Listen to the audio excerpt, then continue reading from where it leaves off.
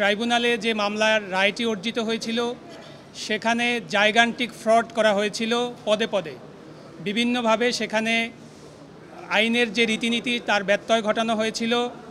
সেখানে জনাব ইশরাক হোসেনের পক্ষে যারা সাক্ষী দিয়েছেন সেখানে অনেক ধরনের ইলিগালিটিস ছিল এবং মামলা আর্জি সংশোধনের ক্ষেত্রেও আইনের যে রীতিনীতি রয়েছে সেগুলোর ব্যত্যয় ঘটানো হয়েছে, সেগুলো মানা হয়নি। এ পর্যায়ে জনাব সিনিয়র মোহাম্মদ হোসেন লিপু সাহেব তিনি যখন শুনানি অ্যাডভান্স করছিলেন, শুনানি অব্যাহত রাখছিলেন, এক পর্যায়ে বাংলাদেশের প্রধান বিচারপতি তিনি জানতে চান যে এই মামলায় শুরু থেকেই the ball has been in the court of the election commission all the material time. তারা এই মামলাতে প্রতিদ্বন্দ্বিতা করেছিল কিনা বা আপিল ফাইল করেছিল কিনা বা তাদের পদ্ধতি এরপরের তাদের অবস্থান কী ছিল।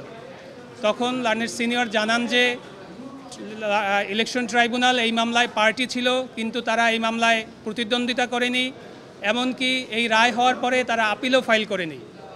আপিল ফাইল না করে তারা গেজেট প্রকাশ করে দিয়েছে।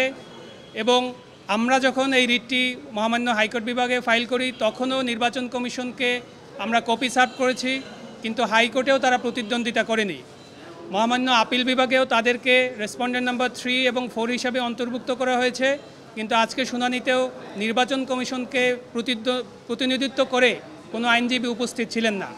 এ পর্যায়ে বাংলাদেশের প্রধান বিচারপতি তিনি বলেন যে এই মামলায় নির্বাচন কমিশনের বক্তব্য শোনা দরকার, সেজন্য এই মামলার আজকের শুনানি তিনি মুলতবি করেছেন এবং আগামীকালকে নির্বাচন কমিশনকে হাজির হওয়ার জন্য, অর্থাৎ নির্বাচন কমিশনের যিনি প্রধান নির্বাচন কমিশনার এবং নির্বাচন কমিশনের সচিব তাদের বক্তব্য শোনার জন্য আগামীকালকে এই মামলাটির শুনানি মুলতবি করেছেন এবং রেজিস্ট্রার জেনারেল অফিসের মাধ্যমে তাদেরকে নোটিশ ইস্যু করার জন্য তিনি নির্দেশনা দিয়েছেন।